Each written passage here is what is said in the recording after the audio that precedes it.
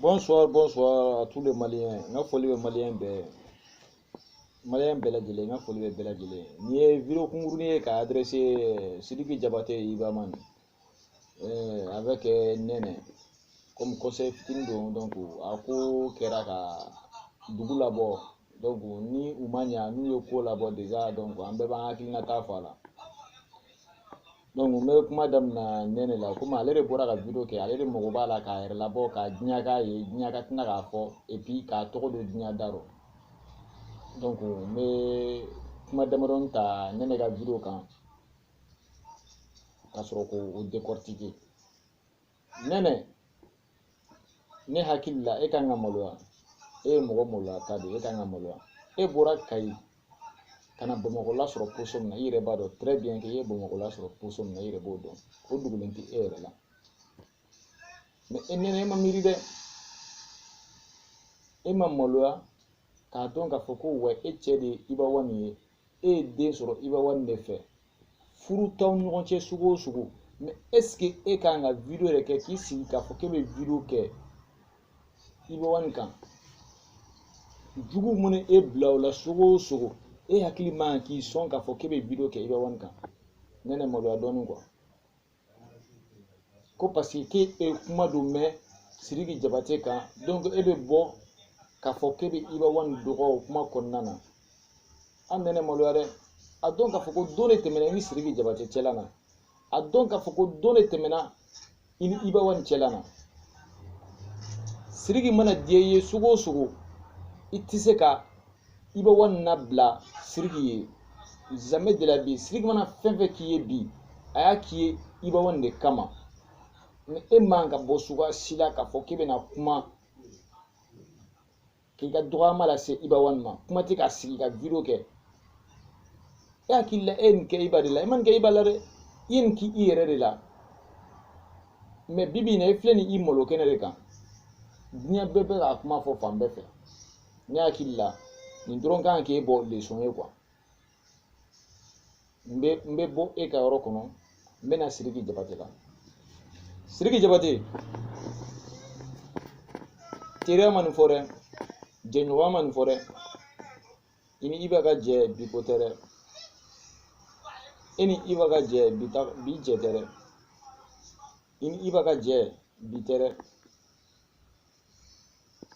Nene ye Ibawani muso de ye. E terikɛ de ye Ibawani ye ka su ko ka dugu jɛ. A kɛra ɲa o ɲa ma na Nene ni Iba bilara ɲɔgɔn na suguya o suguya la, na Nene ye e wele, ne hakili la e ye Ibawani terikɛ de, e ye jeli de ye. E kan ka ko dilan de. Mais n'i ma se ka ko dilan, e man ka kɛ suguya si la k'a fɔ k'e bɛ Nene la loger pendant 3 mois. Sidiki, cɛ nin ko ye maloyala ko ye dɛ. A tun fɔra an ɲɛna k'a fɔ i ni Nene tun bɛ kanu na. Maliyɛn bɛɛ, a tun fɔra bɛɛ ɲɛna k'a fɔ i ni Nene tun bɛ kanu na. Maliyɛn si ma da la. Nka ni zen de la, maliyɛnw dara la ko tiɲɛ yɛrɛ la, aw ka kanu ja ka tiɲɛ de don. Mais Sidiki, ni yɛrɛ maloya kan k'aw bɔ dɛ. Aw hakili la a ye nin kɛ Ibawani de la, an ma nin kɛ Ibawani na dɛ. A ye nin kɛ aw yɛrɛ de la. Mɔgɔ min b'i ɲɛ barika la, n'i ko k'i b'o malo, i b'i yɛrɛ de malo. Mɔgɔ min b'i ɲɛ barika la, n'i ko k'i b'o malo, i b'i yɛrɛ de malo. Aw tɛ se ka Ibawani ka carrière jɔ. Carrière min bɛ Ibawani na bibi in na, aw ma carrière in d'a ma, aw tɛ se ka carrière in jɔ. Donc u tun y'a fɔ k'a fɔ ko tiɲɛ yɛrɛ yɛrɛ la ko Sidiki, e ye Ibawani jugu de ye, ne tun ma da la. Mais ne y'a dɔn bi tiɲɛ yɛrɛ la k'a fɔ e ye Ibawani, e ye nin jugu yɛrɛ de, e ye Ibawani nin jugu yɛrɛ de ye quoi. Juguya yɛrɛ dɔrɔn tɛ nin ye dɛ, nin ye e ye nin jugu de ye Sidiki Diabaté.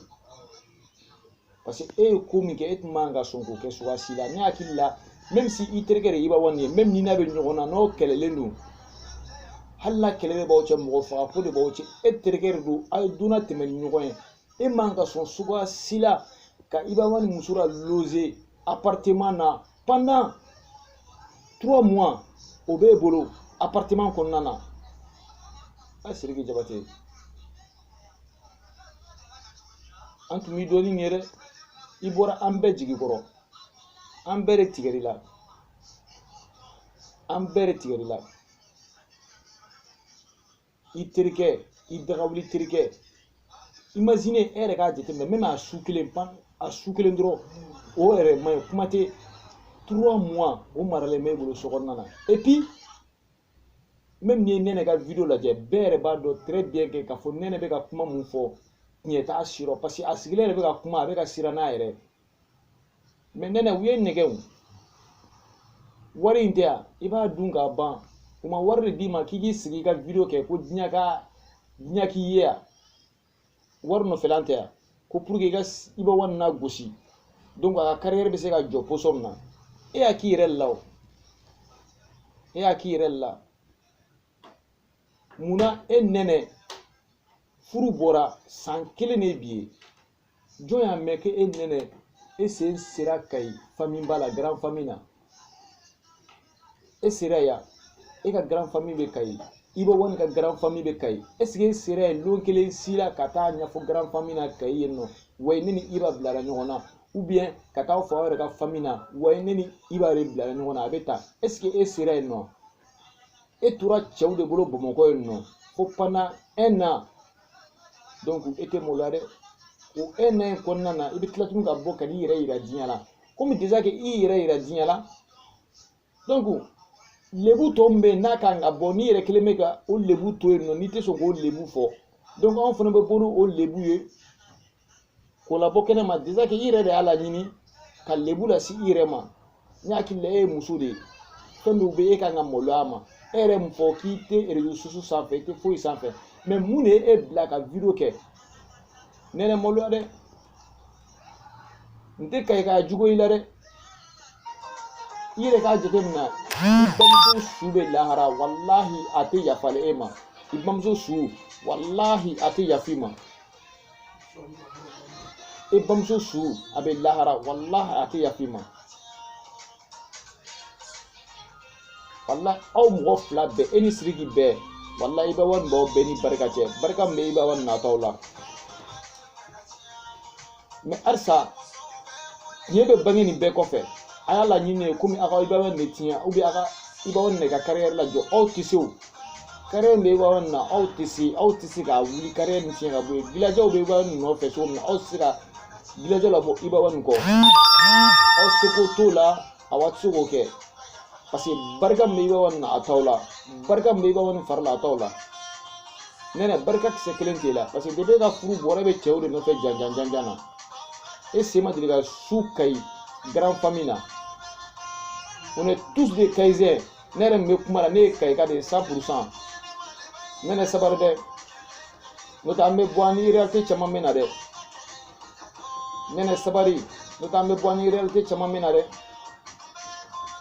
1 an e ko ko mɔgɔ t'e la o bɛ se ka kɛ cogo di mɔgɔ t'e la Bamakɔ e ma se ka mɔgɔ si sɔrɔ fo Sidiki Jabate o ka bɛn tiɲɛ ma sa donc Sidiki ye e la loger pendant 3 mois e yɛrɛ sɔnn'o ma ka loger Sidiki kan pendant 3 mois e bɛ loger Sidiki bolo yen nɔ e ma sɔn ka taa grand famille na Kayi foyi e bɛ Bamakɔ yen nɔ e logelen bɛ parce que e bɛ dumuni kɛ i fɛrɛ bɔlen don ni cɛw bɛ tulonkɛ kɛ i sago la mais i y'o bɛɛ kɛ ne hakili la o kan k'i bɔ mais mun de b'i bila ka na vidéo kɛ ka tila tuguni k'a fɔ k'i bɛna fɛn fɔ Iba ma e Nɛnɛ maloya sa i tɔgɔ don Mali dɔrɔn tɛ dɛ i tɔgɔ don diɲɛ bɛɛ de da i tɔgɔ bɛ diɲɛ bɛɛ da i bamuso filɛ nin lahara bi na o bɛ k'a nɛni cogo min na o bɛ k'a nɛni ten walahi e tɛ maloya walahi e tɛ hɔrɔn ye Nɛnɛ e tɛ hɔrɔn ye bi i tɛ hɔrɔn ye sini i tɛ hɔrɔn jɛɲɔgɔn ye i tɛ hɔrɔn ye